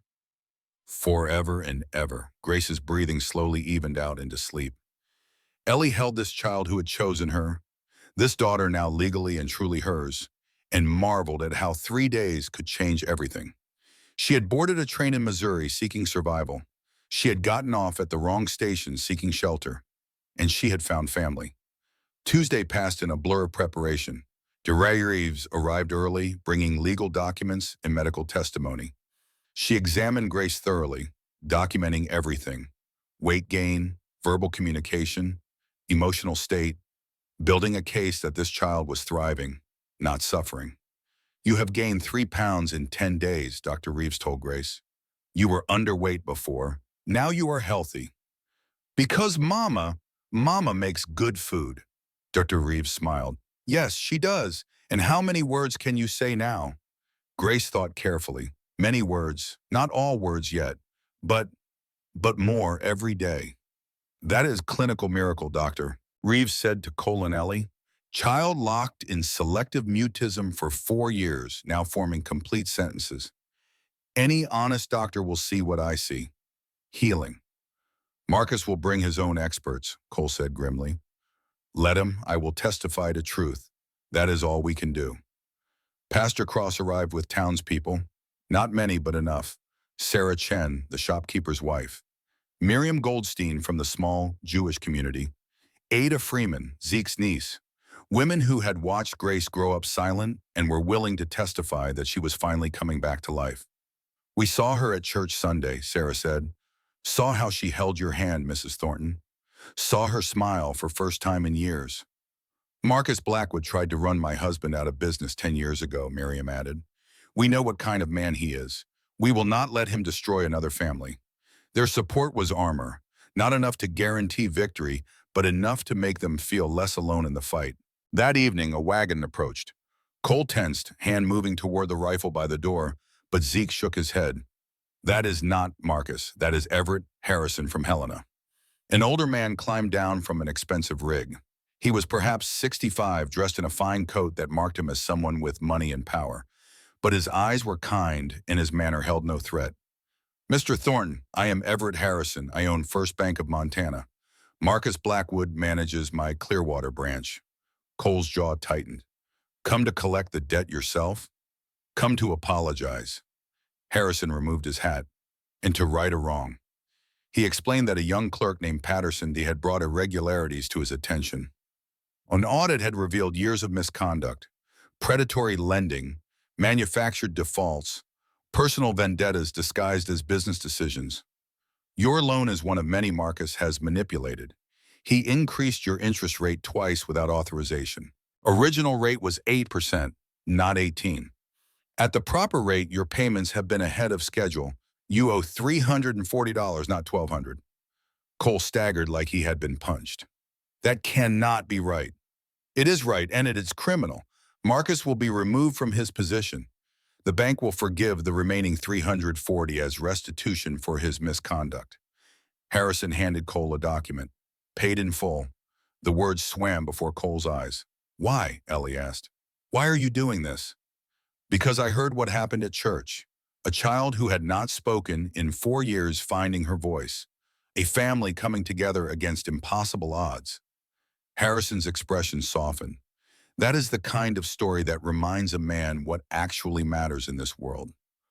Not profit, not power, just people trying to take care of each other. He tipped his hat and left, taking with him the crushing weight of debt that had threatened to destroy everything. Cole stood in his kitchen, holding the paper that said his ranch was free and clear. No debt, no foreclosure, no weapon for Marcus to wield. His hands shook so badly, the paper rattled. He let go. Marcus lost his leverage and Harrison took it away.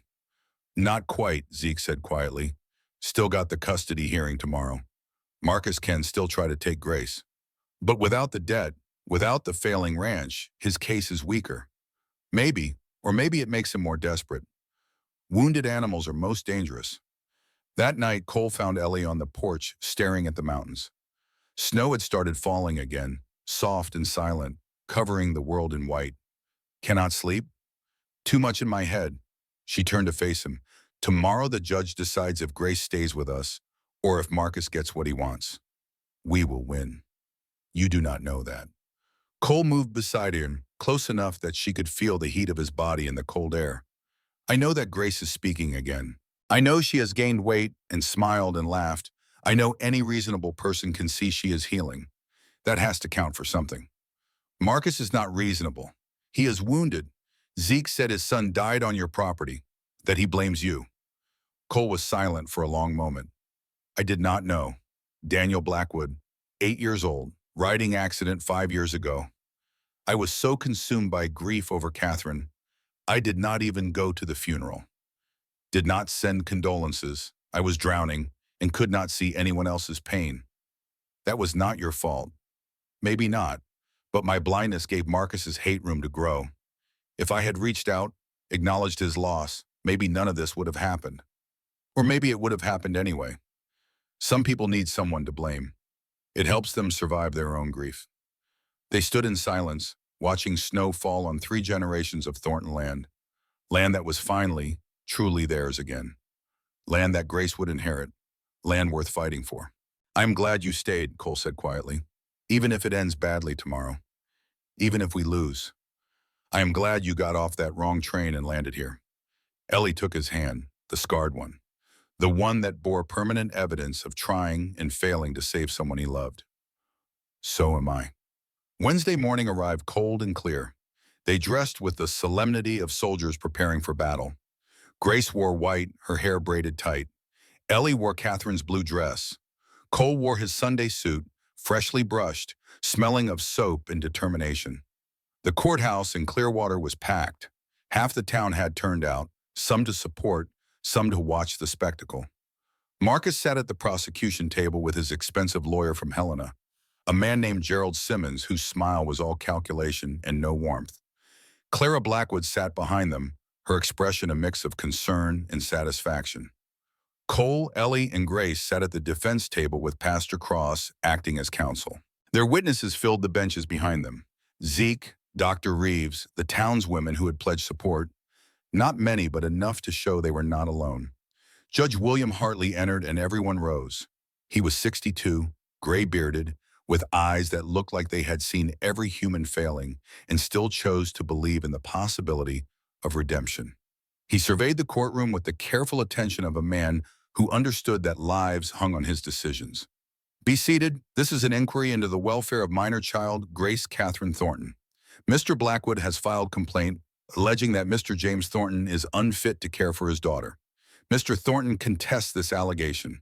I will hear testimony, examine evidence, and make determination. Is that understood?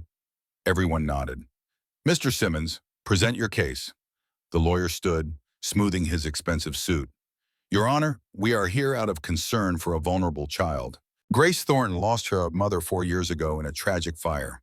Since that time, she has not spoken a single word, has received no professional treatment, has been isolated on a remote ranch with only her grieving father and elderly servants for company.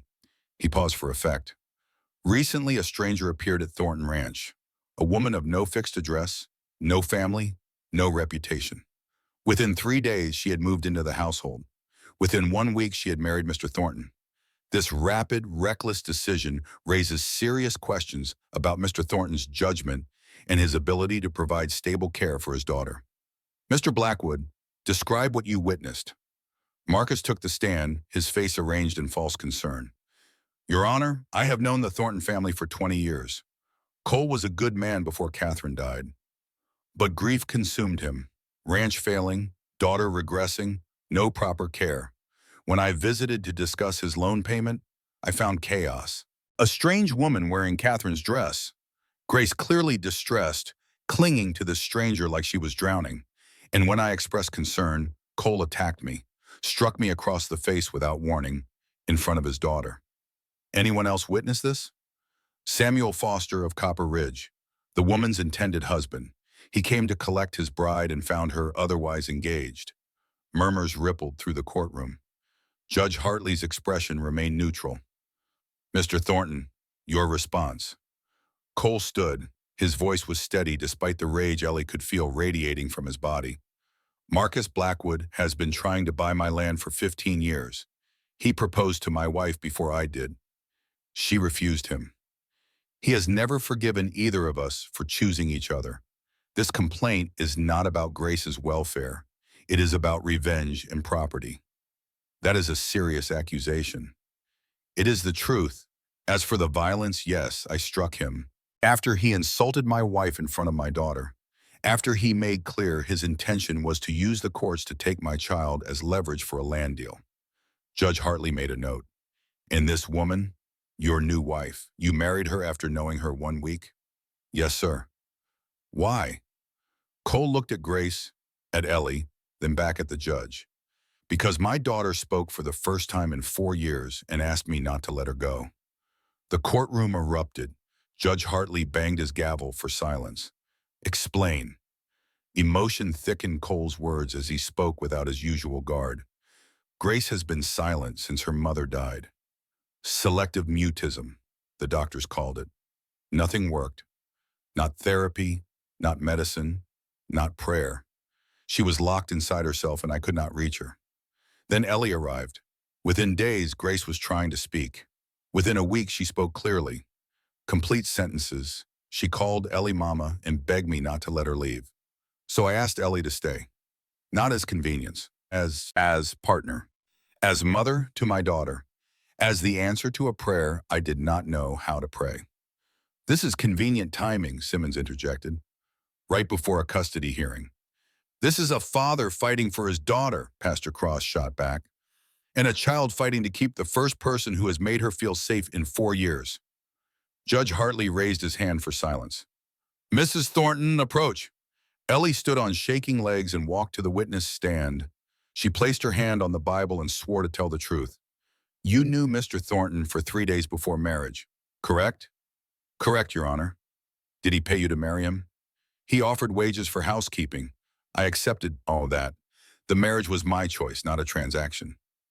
Why did you choose to marry a stranger instead of proceeding to Copper Ridge as planned? Ellie looked at Grace, at this child who had grabbed her heart with both small hands and refused to let go. Because Grace needed me. Because Cole needed help he could not ask for. Because in 3 days I felt more at home with them than I had in 28 years with my own blood. That is remarkably quick attachment. Yes, sir, it was. But when you have been alone as long as I have, when you have run from cruelty and found kindness, you recognize home when you see it, even if it looks wrong from the outside. Simmons stood. Mrs. Thornton, is it not true that you answered a mail-order bride advertisement? That you were fleeing an abusive situation? That you were desperate enough to marry any man who would have you?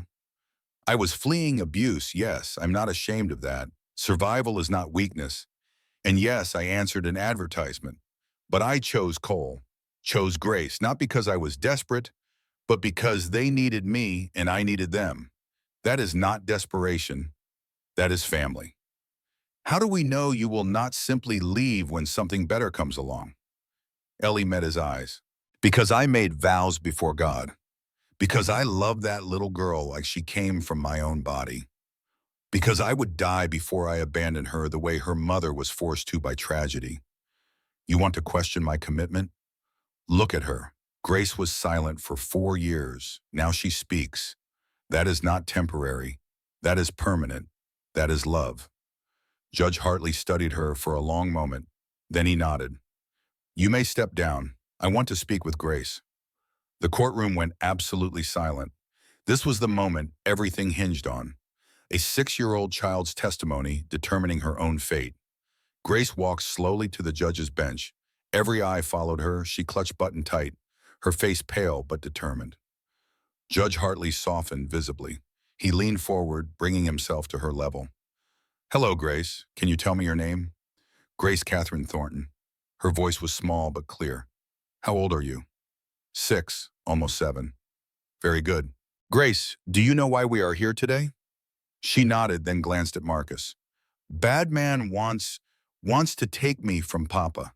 Because Papa has land. Bad man wants land. Gasps echoed through the courtroom. Out of the mouths of children came truth adults spent hours dancing around. Why do you think Mr. Blackwood wants the land? Grace's brow furrowed with concentration. Papa's land has water. Water makes everything grow. Bad man wants to control water, wants to be important, but taking me will not make him important, will just make him mean. Judge Hartley sat back, clearly impressed by this child's clarity. Where do you want to live, Grace?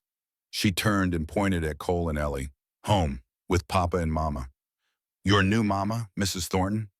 She is my mama now, makes me safe, makes words come. Before Mama, words were stuck in mid. Now they come out because she loves me. How do you know she loves you? Grace thought carefully. She touches my hair soft. She listens when I am quiet. She does not leave even when I am scared. That is how you know love. Love stays. Judge Hartley's expression was unreadable, but Ellie saw something flicker in his eyes. Understanding, perhaps, or recognition that this child knew more about love than most adults ever learned. Thank you, Grace. You are very brave. You can go back to your seat now. Grace ran back to Ellie and Cole, climbing into Ellie's lap and pressing close. Did I do good? You did perfect, sweetheart. Judge Hartley turned to Marcus. Mr. Blackwood, I have heard testimony that you lost a son, Daniel, 5 years ago. Is that correct? Marcus went rigid. I failed to see the relevance. Answer the question. Yes, my son died, riding accident, on Thornton property. And you blame Mr. Thornton for that death? Marcus's composure cracked. He was so consumed by his own grief, he did not even acknowledge mine, did not come to the funeral, did not send condolences. Like my boy's life meant nothing. So this complaint is personal. Revenge for perceived slight. It is concern for a child's welfare, Marcus insisted, but his voice shook. Is it? Because from where I sit, I see a man trying to use the courts to settle a personal grudge. A man trying to take another father's child because he lost his own. Judge Hartley's voice hardened. That is not justice, Mr. Blackwood. That is cruelty disguised as concern. Marcus stood abruptly. My son died on that land. Do you know what that feels like? To bury your child? To watch your wife leave because she cannot stand to look at you anymore? To lose everything? His voice broke. I lost everything, and Cole kept his ranch, kept his daughter, kept moving forward like loss meant nothing, like my Daniel meant nothing. The courtroom was silent. Marcus Blackwood, the cold calculating banker, had shattered, revealed as what he truly was beneath the expensive suits and calculated moves. A grieving father who had never learned how to survive his loss. Cole stood slowly. He crossed the courtroom and stopped in front of Marcus. For a moment, everyone thought he might hit him again. Instead, Cole extended his hand. I'm sorry about Daniel. I should have come to the funeral. Should have acknowledged your loss. I was drowning in my own grief and could not see anyone else's pain. That was wrong. I failed you as a neighbor and as a man who had also lost someone. I am sorry. Marcus stared at the offered hand like it was a trap. Then slowly he took it. His shoulders shook. 4 years of rage and grief finally finding release in this moment of unexpected human connection. He was 8 years old. He loved horses. He was everything. I know. Grace is everything to me. You understand that better than most. So please, do not take her. Do not make another father feel what we have both felt. Marcus pulled his hand away. He looked at Grace, really looked at her, seeing perhaps for the first time the living, breathing child instead of the chess piece in his revenge game. She looks happy, he said quietly. She looks like what Daniel looked like before I lost him. He turned to Judge Hartley. I withdraw my complaint. The child is fine where she is. The courtroom erupted. Judge Hartley banged his gavel repeatedly for order. When silence finally fell, he looked between Marcus and Cole with something like wonder. Mr. Blackwood, you are certain? I am certain. I thought taking his daughter would balance scales, but it would not. It would just create more pain. And I am tired of pain. Judge Hartley nodded slowly. Then this inquiry is concluded. I find no evidence that Grace Thornton is at risk in her father's care. On the contrary, I find clear evidence of a child healing in a stable two-parent home. Complaint dismissed. Grace remains with her parents. He banged his gavel one final time. We are adjourned. Grace threw her arms around Ellie's neck. We stay together. Forever. Cole pulled them both close, his face pressed into Ellie's hair, his shoulders shaking with relief so profound it looked like pain. They had won. Grace was safe. The family was intact. Outside the courthouse, Marcus stood alone by his wagon. Cole approached him carefully, giving him space to retreat if he needed it. What will you do now? Marcus was quiet for a long moment. Leave. Go to California where my ex-wife lives. Try to make amends if she will let me. Try to remember who I was before I lost him. I hope you find peace. I hope you appreciate what you have. Not everyone gets second chances. He climbed into his wagon. Before leaving, he looked back at Grace, who was laughing in Ellie's arms, her face bright with joy.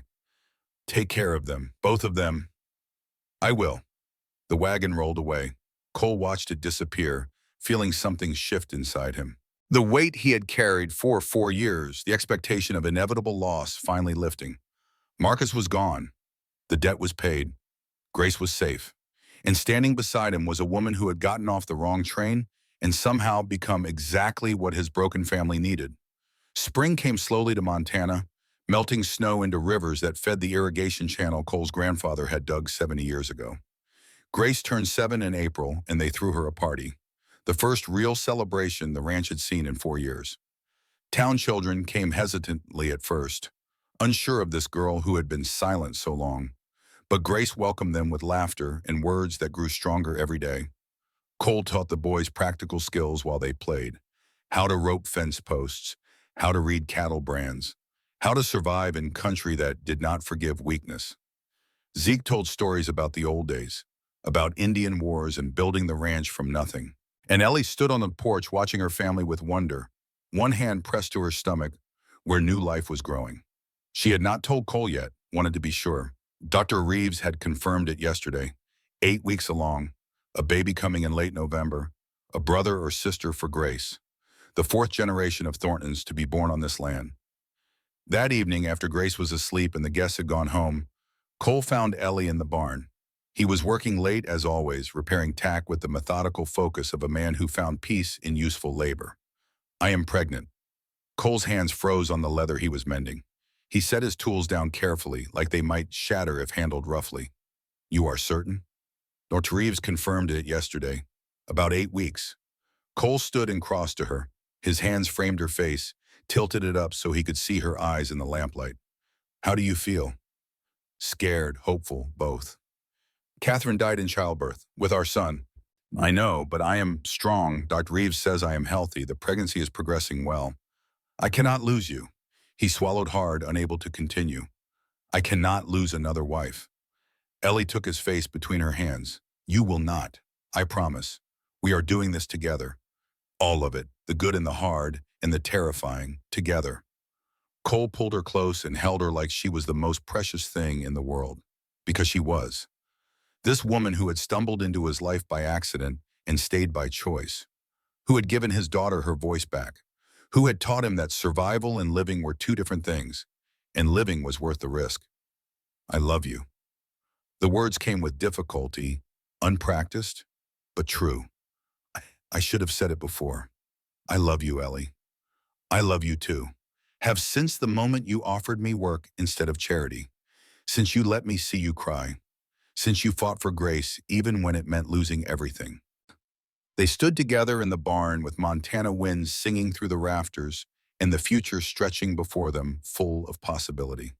A ranch free of debt, a daughter finding her voice, a baby on the way, a family built not from blood alone, but from choice and courage and love that had grown in the cracks of their broken places. Summer brought visitors. Samuel Foster rode up one afternoon with a woman beside him. She was perhaps 40, with kind eyes and a gentle smile. Two young boys sat in the wagon bed arguing over a toy horse. "Mrs. Thornton," Samuel tipped his hat, "I hope you do not mind the intrusion." "Not at all, Mr. Foster. Please come inside." Samuel introduced his wife, Ruth. They had married 2 months ago in Denver. She was a widow with 2 sons who needed a father. They had found each other through the same advertisement Ellie had answered. "I came to bring you something," Samuel said, pulling a document from his coat. "A letter for Judge Hartley. States that you were under no legal obligation to me, that our arrangement was proposal, not contract, that you acted honorably in choosing differently." "Why would you do this?" Samuel's expression was earnest. "Because Marcus Blackwood approached me before the hearing, offered money to testify against you, to claim you had breached contract, abandoned promises. I refused, but I wanted you to have this in writing, evidence that there was no wrongdoing." He handed her the letter. "Also wanted you to see that everything worked out as it should. Ruth and her boys needed me. I needed them. You and Mr. Thornton needed each other. Sometimes the wrong train is exactly the right train after all." They stayed for supper. Grace showed Ruth's boys the ranch, chattering in full sentences now, her voice growing stronger every day. And when they left, Ellie stood with Cole and Grace on the porch, watching their wagon disappear into the golden evening light. "Everyone found where they belonged," Grace said. "Even the shopkeeper man." "Even him," Ellie agreed. "Sometimes God's plans look wrong at first, but they have a way of making sense in the end." Autumn arrived with the first snow dusting the mountains. Ellie's pregnancy progressed well, her belly growing round with the promise of new life. Grace talked constantly about the baby, making plans and drawings and little clothes from scraps of fabric. "When baby comes, can I help?" "Of course you can. You will be the best big sister." "Will baby talk? Or be quiet like I was?" Cole knelt beside his daughter. "Baby will be whatever baby is, and we will love them either way. Just like we loved you when you were silent and love you now that you have found your voice. Voices are good, but love is better. Love stays even when voices go away." The wisdom of children never ceased to amaze. Grace's 7th birthday brought another letter, this one from California. Marcus Blackwood's handwriting was shaky but legible. Mr. Thornton, I wanted you to know that Elizabeth has agreed to speak with me. It is not reconciliation, not yet, but it is a start. She took me to Daniel's grave yesterday. I had not visited since the funeral, could not bear it. But we stood there together and I finally said goodbye. Properly, the way he deserved. Thank you for showing me that revenge does not heal grief. Only forgiveness does that. Give my regards to your family. Tell Grace she was right. Taking her would not have made me important. It would have just made me mean. Marcus Blackwood. Cole read the letter aloud to Ellie and Grace. Then he folded it carefully and placed it in the desk drawer with Catherine's letters.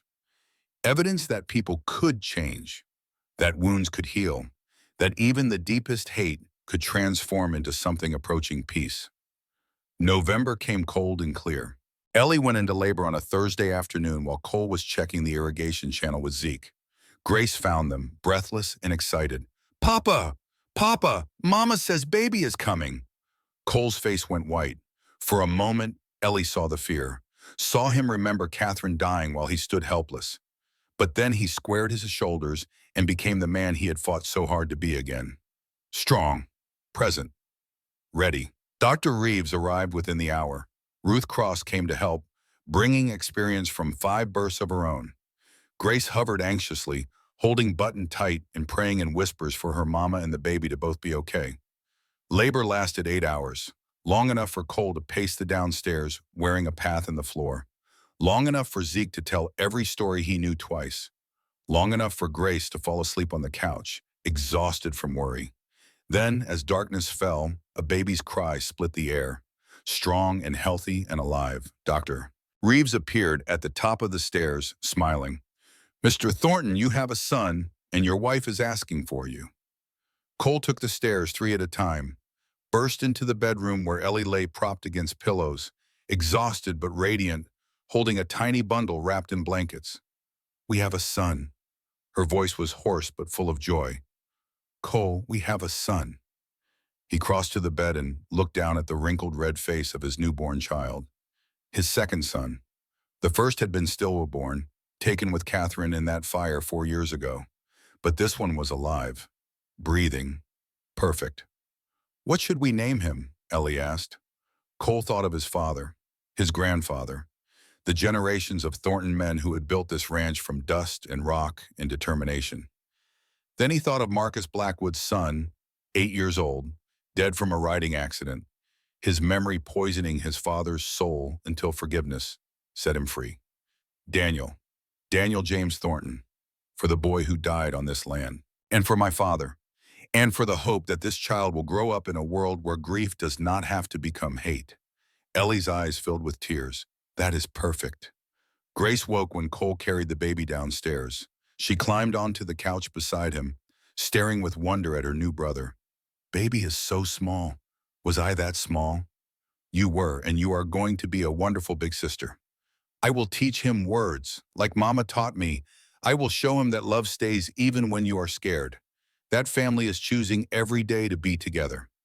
She reached out one finger and touched Daniel's tiny hand. He gripped it reflexively, holding on with surprising strength. Grace's face transformed with joy. "He knows me already. He knows I am his sister." "He knows," Cole agreed.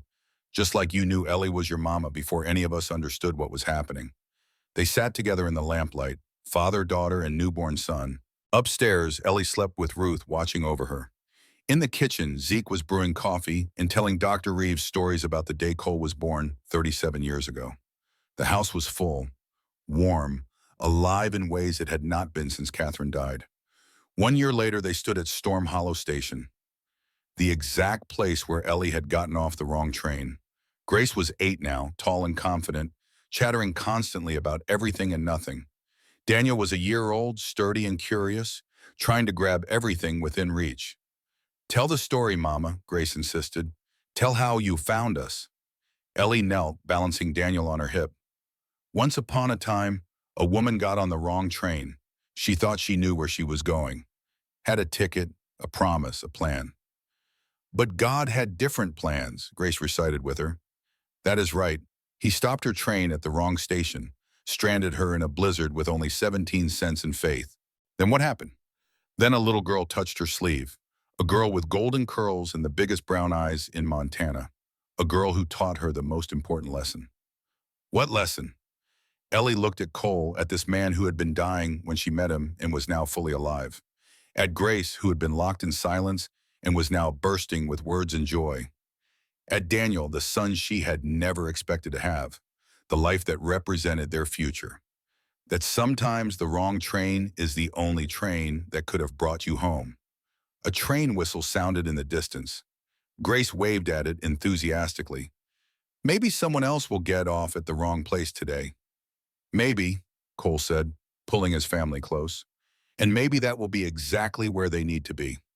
They climbed back into the wagon and rode toward Thornton Ranch, toward the house that 3 generations had built and the 4th would inherit, toward the land that had been saved through courage and stubbornness, and the kind of love that grew in the spaces between loss and hope. The irrigation channel flowed strong, feeding water to 3 ranches now, the expansion finally complete. The cattle numbered 400 head. The debts were paid. The threats had passed. And standing in the doorway of the ranch house was Zeke, 83 years old but still strong, still watching over the family he had served for decades. Welcome home, boss. Supper's almost ready. Home. It was the most beautiful word in any language. The destination Ellie had been seeking without knowing it when she boarded that train in Missouri all those months ago. Home was not a place, it was people. People who chose you and whom you chose back. People who stayed when staying was hard. People who loved you enough to let you be broken and whole at the same time. As they walked into the house, Grace turned back and looked at the mountains, at the valley, at the land that was her inheritance. Papa, when I grow up, I am going to take care of this ranch, just like you and your papa and your papa's papa. I know you will, little one. And I will tell my children the story about how Mama got on the wrong train and it brought her to exactly the right place. Cole's arm tightened around Ellie's shoulders. That is a good story, one worth remembering. The best stories always are, Ellie said. The ones about wrong roads that turn out to be right, about strangers who become family, about love that survives loss and grows stronger in the broken places. They walked inside together and the door closed behind them, shutting out the cold and keeping in the warmth. Outside, snow began to fall, covering Montana territory in white, making everything clean and new again. And in the years to come, when Grace told her own children the story of how their grandmother arrived on the wrong train, she would always end it the same way. Sometimes God answers prayers by breaking your plans. Sometimes the worst mistake turns into the best decision. Sometimes getting lost is the only way to find where you truly belong. And sometimes, if you are very lucky, the wrong train is the one that brings you home. The end.